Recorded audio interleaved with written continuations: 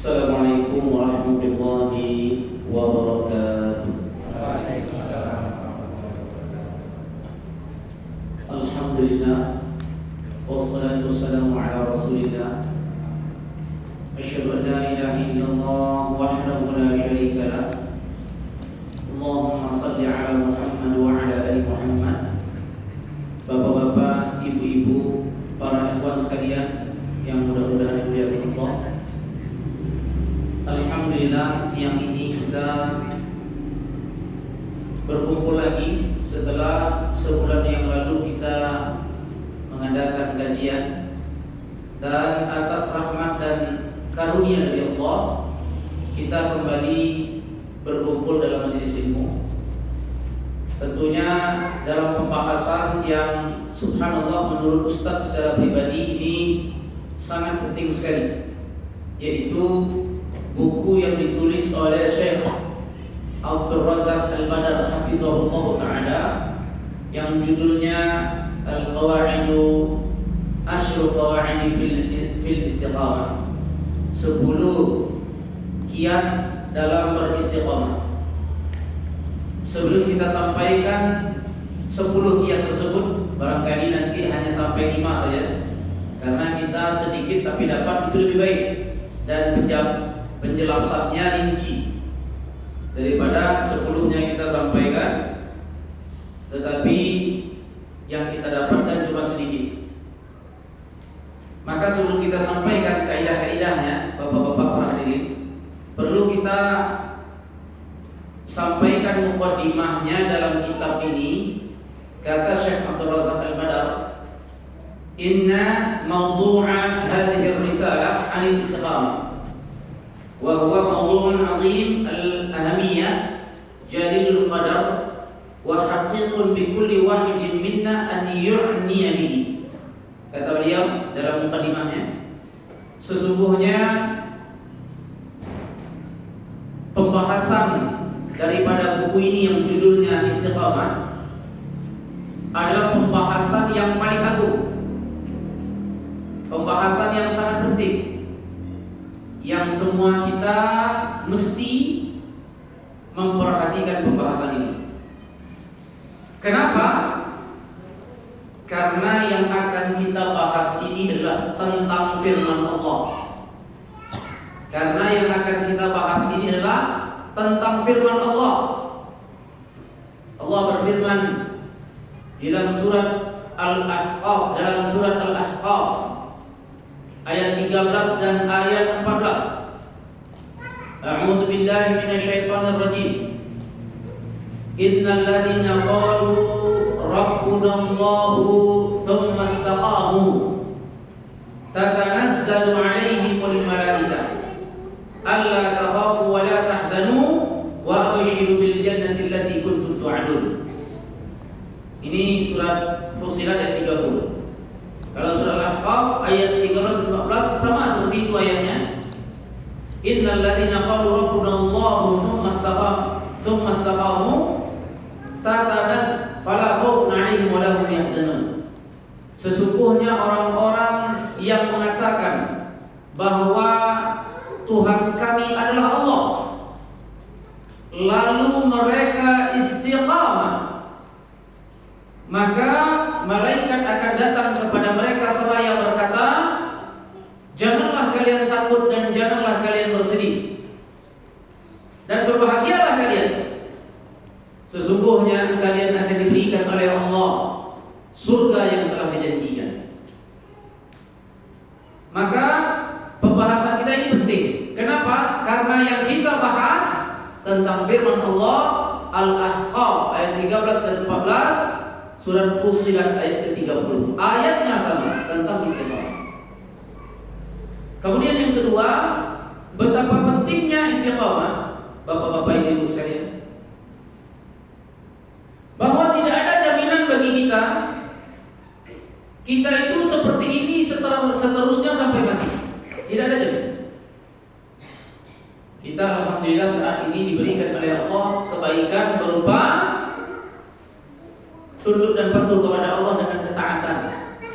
Ketika azan kita sholat, ketika datang bulan Ramadan kita puasa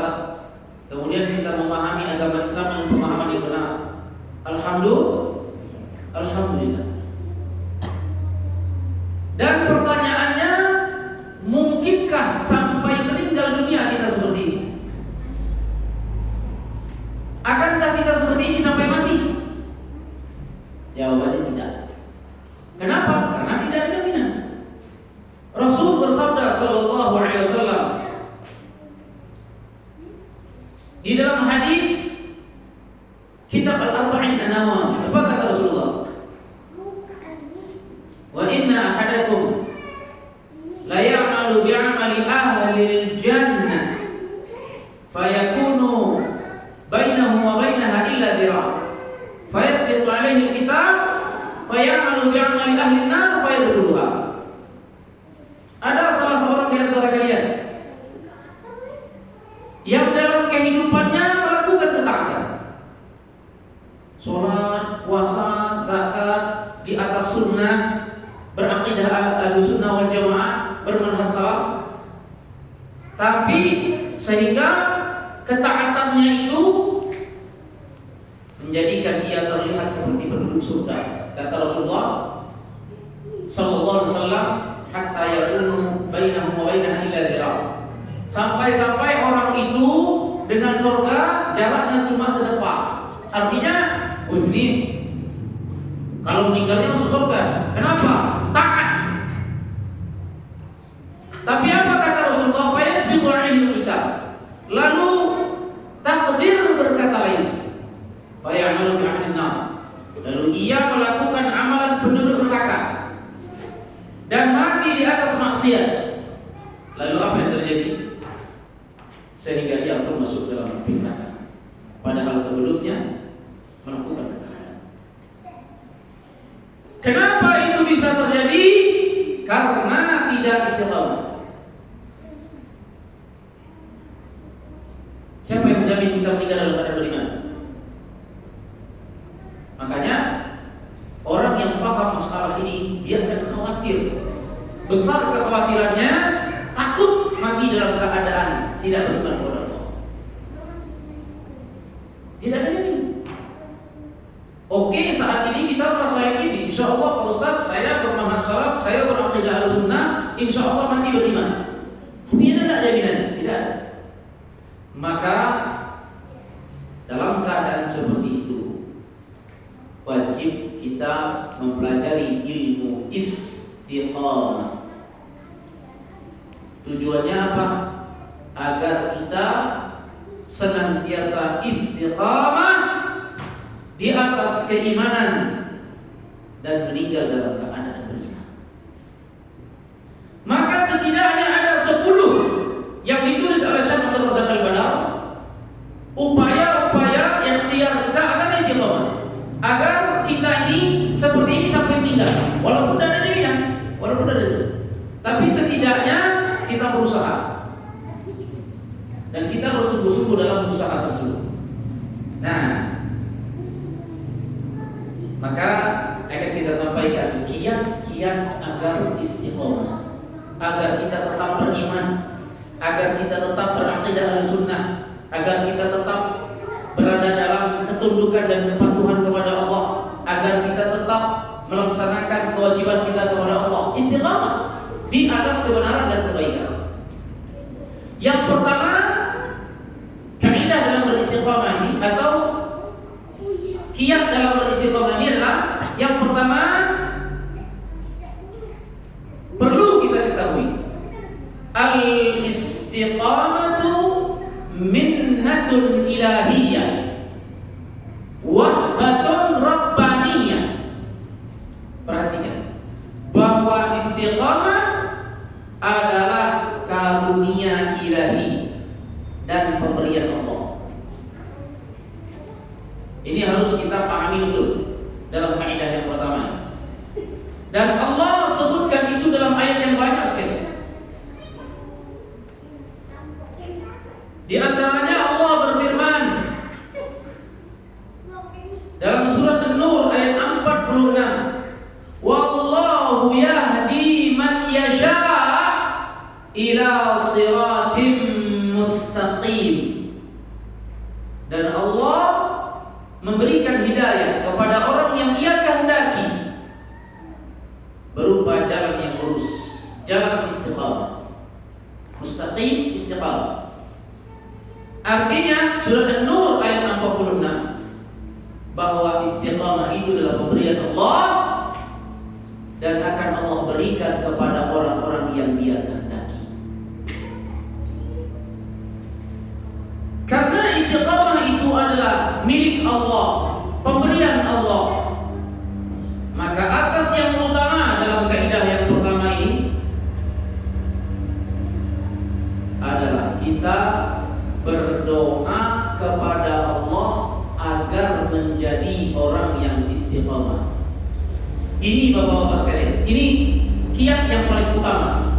Ada 10, tapi ini yang paling utama. Ada 10, tapi ini yang pertama. Dan ini yang paling utama. Kenapa? Karena al-amru kulluhu biyadillah. Segala urusan itu berada dalam genggaman Allah. Innama amruhu idza arada syai'an ay yaqula lahu kun fayakun. Kalau Allah berkehendak pasti terjadi. Makanya Rasulullah sallallahu alaihi wasallam bersabda, apa kata Rasulullah sallallahu alaihi wasallam? Hadis yang datangnya dari Ummu Salamah. Ummu Salamah berkata, "Qultu ya Rasulullah, innal quluba tataqallab." Ummu Salamah berkata, "Ya Rasulullah, sesungguhnya hati ini berubah-ubah." Hati ini berubah-ubah. Kadang beriman, kadang kufur. Bahkan ada hadis yang mengatakan paginya beriman, malamnya kufur. Malamnya beriman, paginya yang kufur. Kata Rasulullah, qala na'am, benar. Benar demikian kata Rasulullah sallallahu alaihi wasallam. Lalu beliau bersabda, "Ma min khalqillahi min bani Adam min basharin illa anna qalbahu baina usbu'ain min asabi'illah." Tidaklah manusia kecuali hatinya berada di antara 2 jari jemari Allah. Kemudian apa kata beliau? Fa insya'allahu aqamahu wa insya'a azabahu. Hati manusia itu berada di antara 2 jari jemari Allah. Kalau seandainya Allah berkehendak, Allah jadikan dia istiqamah, pasti dia jadi orang yang istiqamah. Tapi kalau Allah berkehendak dia menjadi orang yang tergelincir, pasti dia akan tergelincir. Jadi kaidah yang pertama agar kita menjadi orang yang istiqamah, berdoa kepada Allah dengan doanya Rasulullah. Ya muqallibal qulub, tsabbit qalbi ala dinik. Wahai zat yang membolak-balikkan hati, kokohkan hati hamba di atas istiqamah. Karena apa? Karena istiqamah itu pemberian Allah. Jadi kalau kita melihat ada orang yang istiqamah, percaya itu adalah pemberian Allah. Kalau kita orang yang istiqamah, berarti kita adalah orang yang dikaruniai oleh Allah istiqamah tersebut. Bapak-bapak, ibu-ibu yang mudah-mudahan dirahmati dan dimuliakan oleh Allah Subhanahu wa taala. Fal istiqamatu bi yadillah, kata Syekh Abdul Razak Badar, maka istiqamah itu milik Allah, di tangan Allah. Faman aradaha li nafsihi falyatlubha min Allah. Siapapun di antara kita yang ingin menjadi orang yang istiqamah, maka memintalah kepada Allah agar menjadi orang yang istiqamah. Kalau Allah jadikan kita istiqamah di atas keimanan, siapa yang akan menggugatnya? Kalau kita dijadikan oleh Allah sebagai orang yang istiqamah, siapa yang akan menggugatnya? Tidak. Makanya mohon maaf bapak-bapak, ibu-ibu sekalian yang mudah-mudahan dalam hati dan dimuliakan Allah, kita diajarkan oleh Allah Subhanahu wa taala agar senantiasa kita berdoa kepada Allah meminta istiqamah. Kemudian perhatikan, Syekhul Islam Ibn Taimiyah rahimahullah taala berkata tentang berdoa kepada Allah untuk minta istiqamah. Beliau berkata, "Ta'ammaltu anfa'ad du'a." Saya telah berpikir, saya telah merenung, kata Imam Ibn Taimiyah, tentang doa yang paling bermanfaat. Ta'ammaltu anfa'ad du'a. Saya telah berpikir, saya telah merenung tentang doa yang paling bermanfaat. Fa idza huwa su'alul 'auni 'ala mardatillah.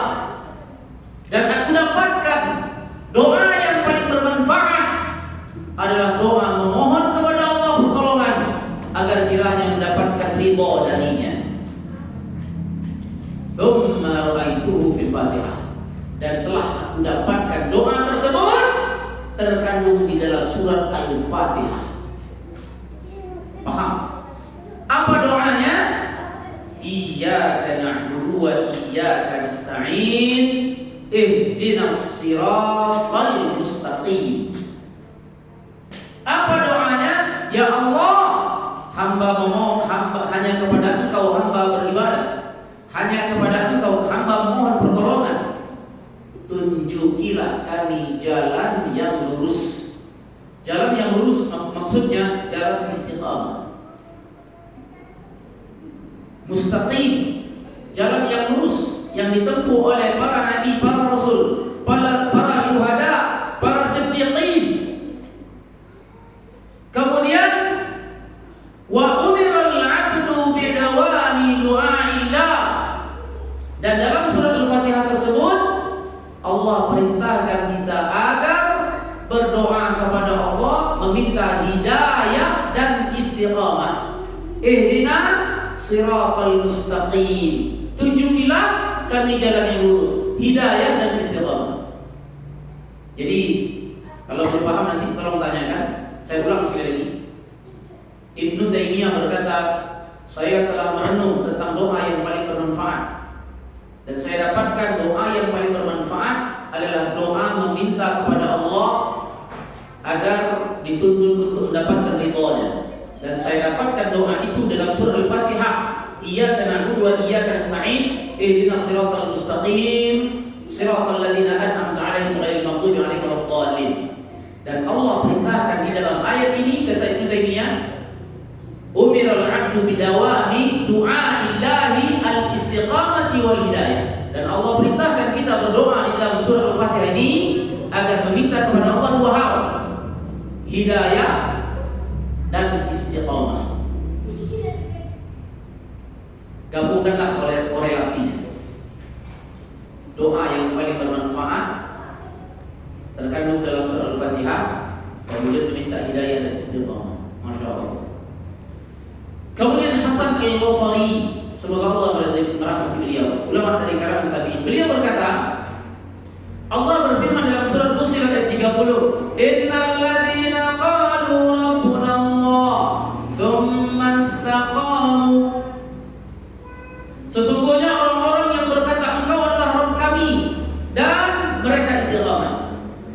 Setelah Imam Hasan Al-Basri membaca ayat tersebut, beliau berdoa kepada Allah, Allahumma anta rabbana farzuqna al-istiqamah. Ya Allah, Engkau adalah Rabb kami dan berikan kepada kami istiqamah. Beliau meminta persis seperti apa yang digambarkan oleh Allah dalam surat Fussilat ayat 30 tadi. Artinya,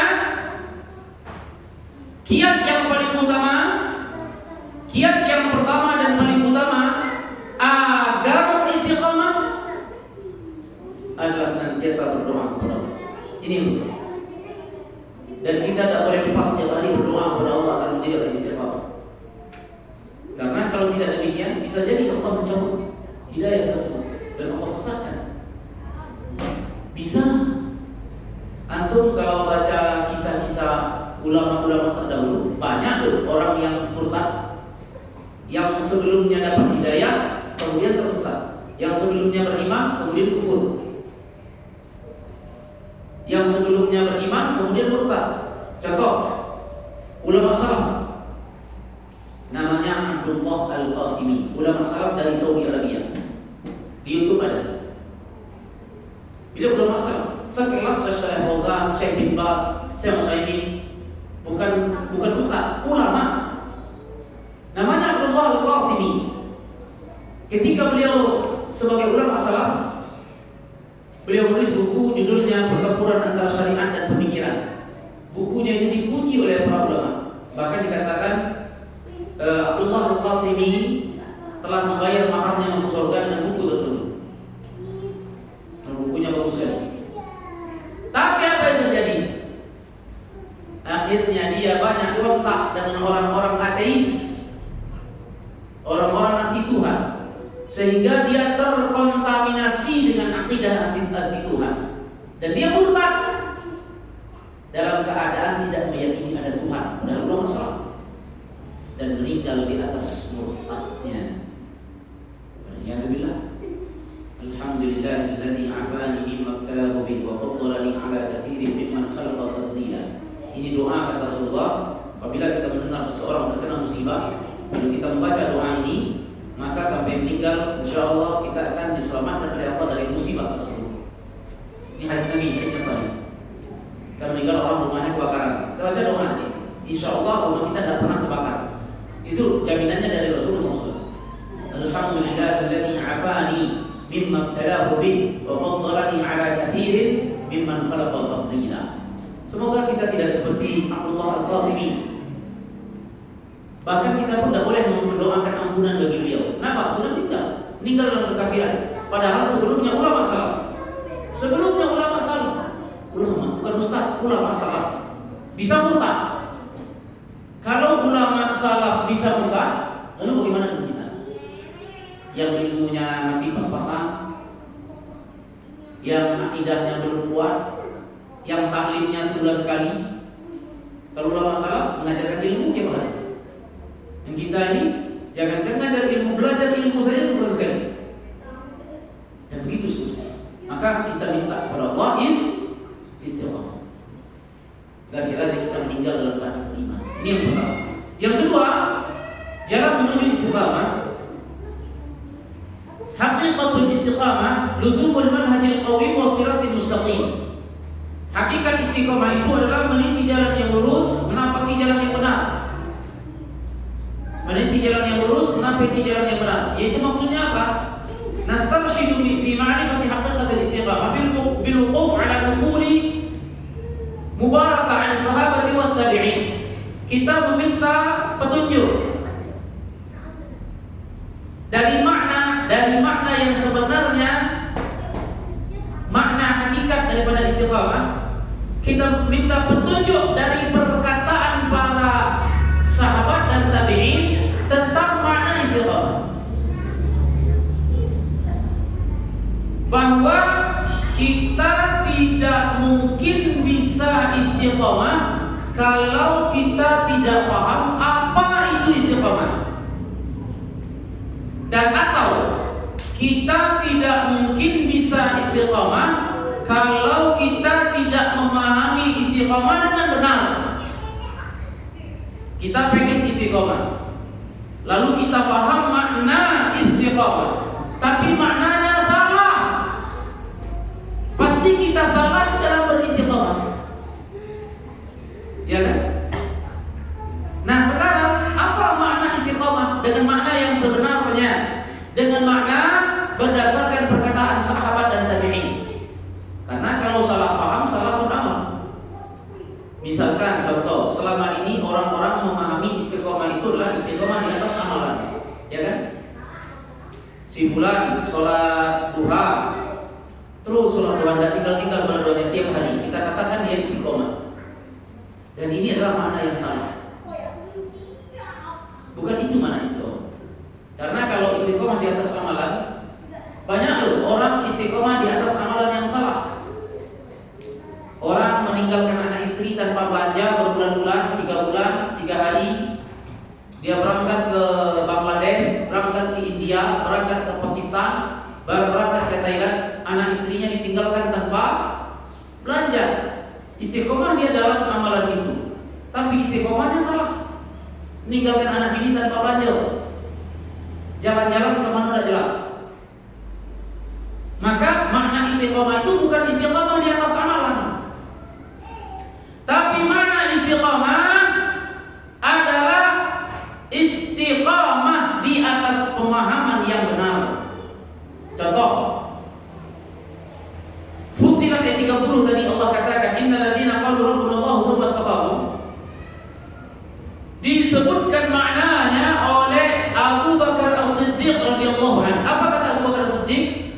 Makna istaqamu dalam surat Fussilat ayat 30 adalah lam yusyriku billahi syai'a, yaitu istiqamah maknanya tidak pernah pernah berbuat syirik.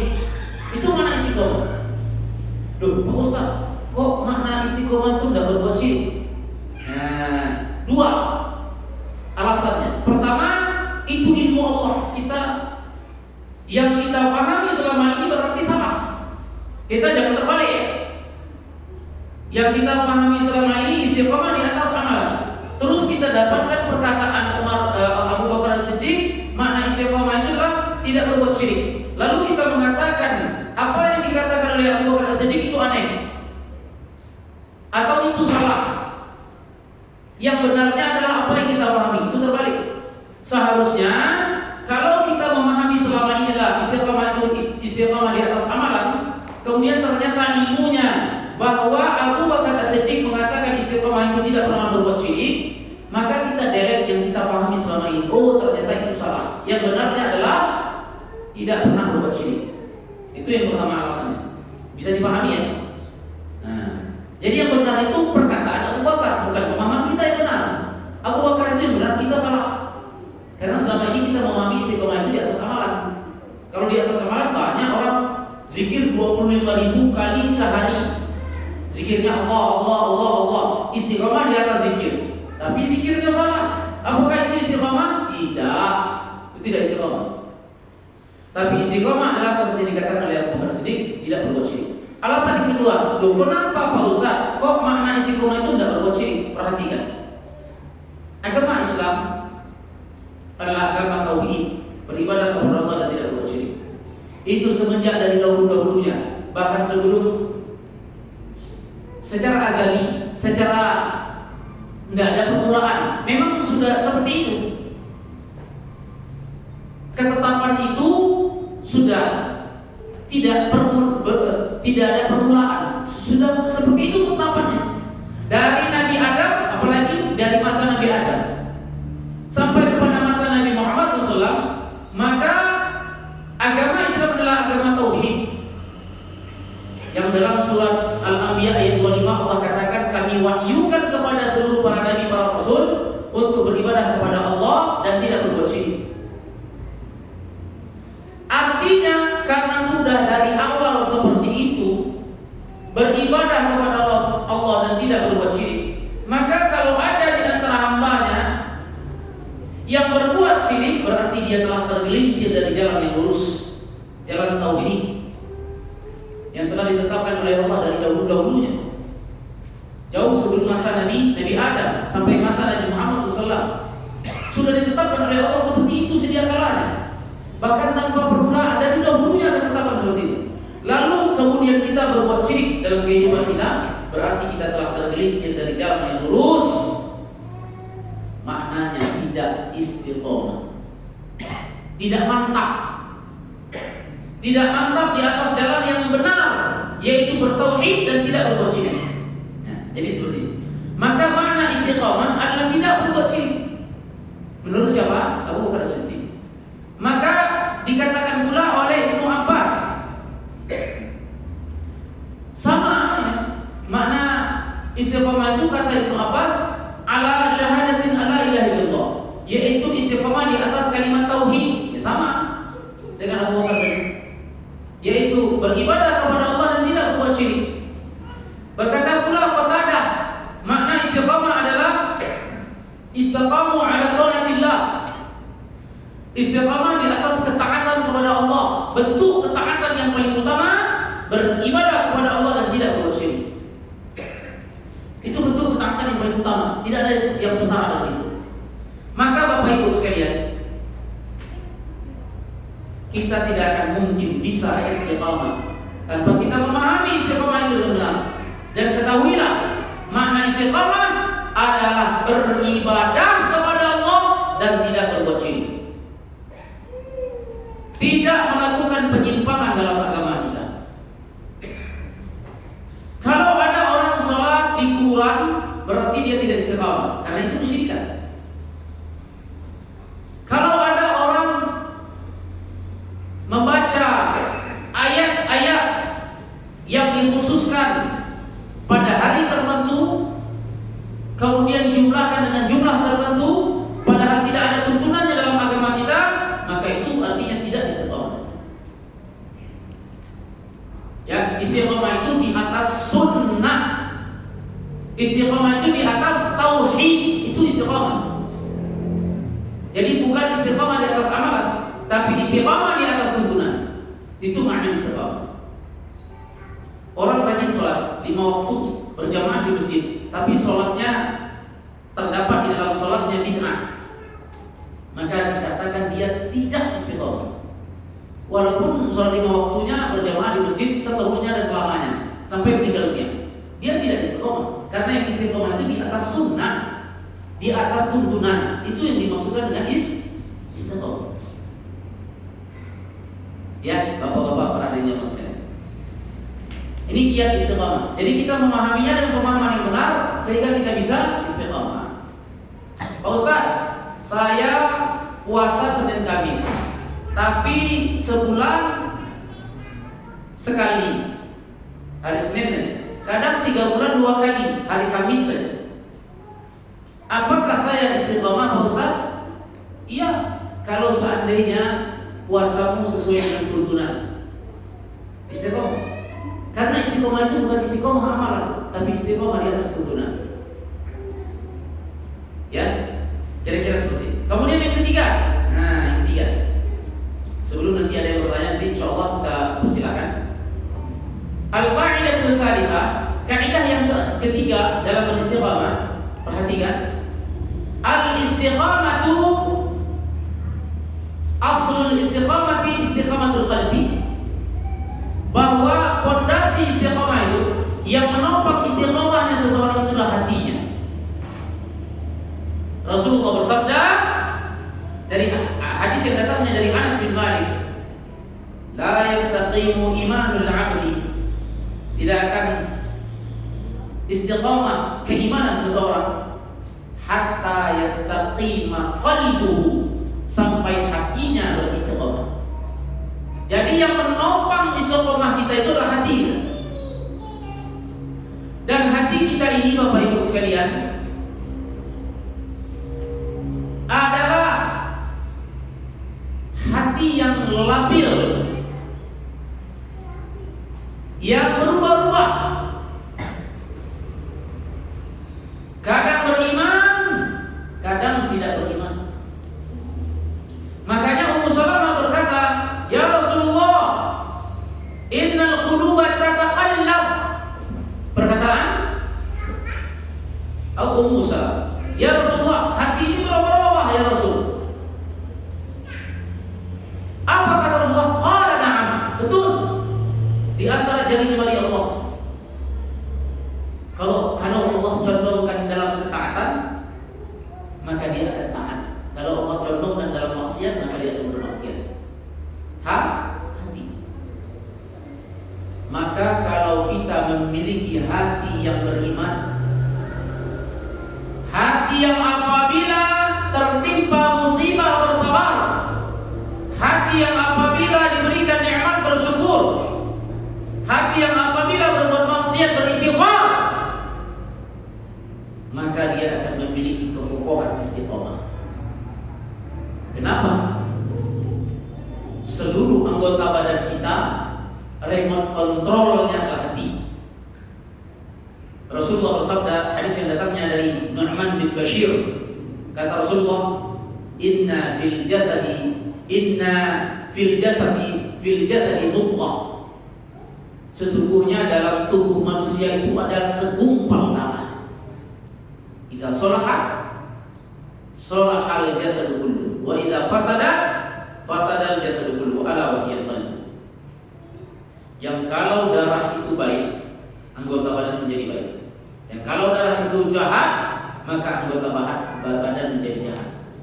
Darah itu adalah hati. Apa makna hadis itu, Bapak Ibu sekalian? Kata Syekh Utsaimin, hadis itu memiliki makna bahwa malikul badan al-qalbu. Maknanya raja badan adalah hati. Anggota tubuh kita ini adalah pesuruh hati. Anggota badan kita ini mata, telinga, itu semua melakukan aktivitas atas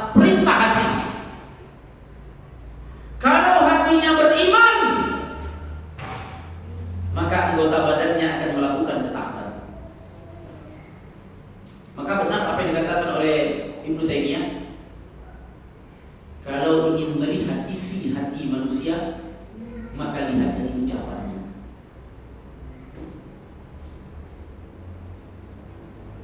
Kalau ucapannya baik, berarti hatinya baik. Kalau ucapannya tidak baik, berarti hatinya tidak baik. Kenapa? Karena lisan ini bergerak, berucap atas dasar perintah hati. Ucapan yang baik itu ada beberapa kategori. Kata Rasulullah dalam hadis yang datangnya dari Abu Hurairah, "Man kana yu'minu billahi wal yawmil akhir falyaqul khairan aw liyasmut." Barang siapa yang beriman kepada Allah, beriman kepada hari akhir, maka hendaklah dia berucap dengan ucapan yang baik. Kalau tidak, maka diam. Ucapan yang baik itu 4.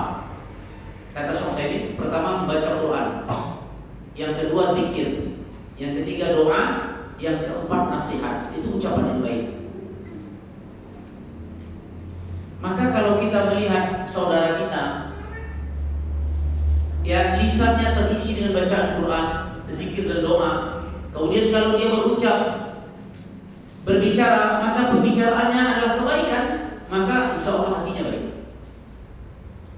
Kata Umar bin Khattab apa? Orang yang baik itu adalah orang yang banyak mengetahui kebaikan orang lain. Itu baik. Berarti dia seperti lebah, hinggap di bunga dan memproduksi madu. Itu orang baik. Kalau kita ngobrol dengan teman, dia berbicara tentang kebaikan orang, maka orang itu baik, teman kita itu baik.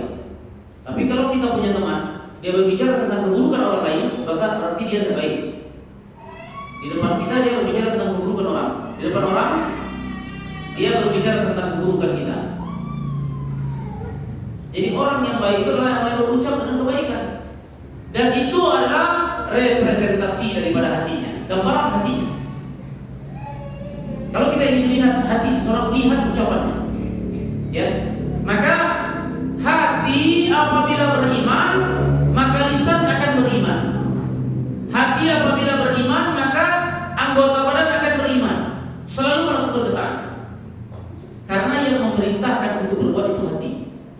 Makanya Allah berfirman dalam surat Ghafir ayat 89, "Yauma la yanfa'u malun wala banun illa man atallaha biqalbin salim." Pada hari kiamat nanti tidak lagi berguna harta dan anak, kecuali orang yang datang kepada Allah dalam keadaan memiliki hati yang selamat. Hati yang selamat, hati yang bertauhid, hati yang tidak berbuat syirik, hati yang baik. Dan Rasulullah berdoa sallallahu alaihi wasallam, hadis yang dikeluarkan oleh Imam Ahmad Nasai, beliau bersabda, "Allahumma inni as'aluka ilm, Allahumma inni as'aluka qalban salima." Ini doa Rasulullah, dikeluarkan oleh Imam Ahmad dan Nasai. Allahumma inni as'aluka qalban salima. Ya Allah, hamba memohon kepadamu, meminta kepadamu hati yang selamat. Karena apabila kita sudah memiliki hati yang selamat, insya Allah kita akan menjadi orang istiqomah. Kenapa? Karena akar istiqomah itu adalah hati. Sebagaimana fondasi bangunan itu adalah, kekuatan bangunan itu ditopang oleh fondasi, kekuatan pohon itu ditopang oleh akar, maka kekuatan istiqomah ditopang oleh hati. Ya, bapak-bapak para hadirin jemaah sekalian yang kemudian dimuliakan oleh Allah Subhanahu. Kemudian yang keempat, nah ini penting, yang keempat ini. Kalau ada pertanyaan setelah ini boleh. Ya, yang keempat ini, Pak Keseng, keempat ini cukup juga. Kalau ada setelah ini pertanyaan, kita persilakan. Perhatikan, Masya Allah, kaidah yang keempat dalam beristiqamah, al-istiqamatul matlubah minal 'abdi hiya sadad. Fa in lam yaqdir fal muqarabah. Istiqamah yang Allah tuntut kepada seorang hamba, yaitu istiqamah sesuai, bersikap sesuai dengan sunnah. Kalau tidak mampu, setidaknya mendekati. Apa maksudnya? Ini sabda Nabi SAW. Beliau bersabda, hadis yang dikeluarkan oleh Imam Al-Bukhari dari Abu Hurairah, "Fasaddidu wa qaribu wa abshiru. Kata Rasulullah, fasaddidu, bersikaplah sesuai sunnah. Kalau beribadah, beribadahlah seperti Rasulullah. Kalau puasa, puasalah seperti Rasulullah. Bersikap sesuai sunnah dalam berucap dan dalam berbuat. Tapi kita tidak akan mungkin bersikap seperti Nabi 100% dalam segala hal. Contoh misalkan dalam sholat, insya Allah kita ini berusaha sesuai sunnah. Walaupun persentase sholat kita, misalkan dalam satu contoh kasus, walaupun persentase sholat kita itu minim untuk seperti Nabi.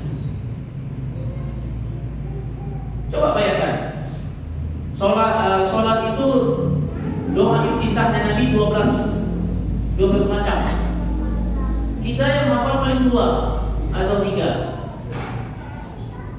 Nah, kalau kita ingin meniru sholat Nabi seperti sholatnya Nabi, 100% tidak bakal sampai. Dan itu sudah disabdakan Nabi. Nabi bersabda sallallahu alaihi wasallam dalam hadis yang dikeluarkan oleh Imam Ahmad, istaqimu wa lan tuhsu. Istiqamahlah kalian walaupun kalian tidak bisa 100% istiqamah seperti Nabi. Baca Qur'annya Nabi, sholat tahajud, kenapa kaki beliau bengkak? Karena para sahabat menceritakan, kami sholat bersama Nabi. Kami kira pada rakaat pertama beliau khatam surah Al-Baqarah. Kami kira setelahnya rukuk. Ternyata beliau melanjutkan kepada surah Al-Imran. Setelah khatam surah Al-Imran, kami kira beliau rukuk. Ternyata beliau sampaikan kepada surah An-Nisa. Baru beliau rukuk. Satu rakaat. Makanya tidak mungkin kita seperti Nabi. Tapi mohon maaf, sekalipun demikian bukan alasan bagi kita untuk menolak sunnah. Oh, itu kan gawe Nabi, tidak baca gitu. Tidak kata kita seperti beliau, itu sudah-sudahlah. Tidak boleh ini. Justru karena kita tidak mampu seperti beliau, justru berpikirnya jangan terbalik. La budda an takuna musammiman ala sunnatillah. Kata Syekh Abdul Razak Badar, karena kita tidak mampu 100% seperti Nabi, karena ketidakmampuan kita, oleh karena itu kita wajib bersungguh-sungguh meniti sunnah beliau, seperti anak panah yang ditancapkan ke targetnya sesuai sasaran. Kalaupun tidak tepat sasaran, setidaknya mendekati. Fal muqarabah, mendekati dalam masalah sholat. Ya setidaknya sholat kita kalaupun sudah 100% seperti Nabi, setidaknya kita di atas sunnah. Contoh, doa iftitah yang diajarkan Nabi, zikir-zikir ketika sholatnya diajarkan Nabi, ya. Kemudian gerakannya seperti Nabi, walaupun memang nanti ada yang tidak sempurna dalam gerakan dan dalam bacaan, ya. Setidaknya mendekati, atau jangan terlalu jauh dari sasaran. Seperti anak panah yang lepas dari busurnya, kita menargetkan sasaran yang kena kepala umum. Jauhnya, misal ke sholat, jangan sampai sholat kita itu terlalu menyimpang. Seperti misalkan ada orang yang sholat di Jambi. Pernah Ustaz ada yang nelpon, Pak Ustaz di sini ada kunut. Kunut apa? Entahlah Pak Ustaz, imam ini katanya setelah salat 5 waktu mereka baca kunut. Ketika kami tanya kunut apa ini, katanya kunut agar turun hujan. Kunut agar turun hujan. Sudah itu setelah hujan turun, mereka kunut lagi Pak Ustaz. Kami tanya lagi kunut apa? Mereka menjawab kunut supaya hujan itu berhenti. Terlalu jauh. Terlalu jauh. Terlalu jauh. Kunut minta hujan. Dari mana asal-muasalnya kunut minta hujan ini? Kunut minta hujan. Baiklah, kunut minta hujan. Kakek takutnya Ustaz, kakek muncul lagi kunut yang lain. Apa itu? Kunut anti miskin. Oh, kemudian ada kunut lain lagi. Kunut orang yang supaya dijadikan oleh Allah sebagai orang yang soleh. Kunut anak soleh misalnya. Nah, macam-macam. Jangan terlalu menyimpang.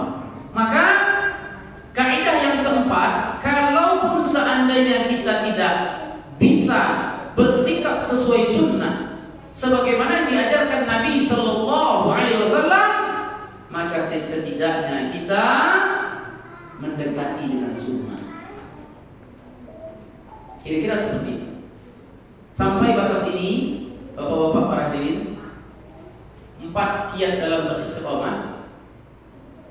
Kalau ada yang bertanya kita persilakan. Dan ini untuk lanjutan materinya insya Allah akan kita sampaikan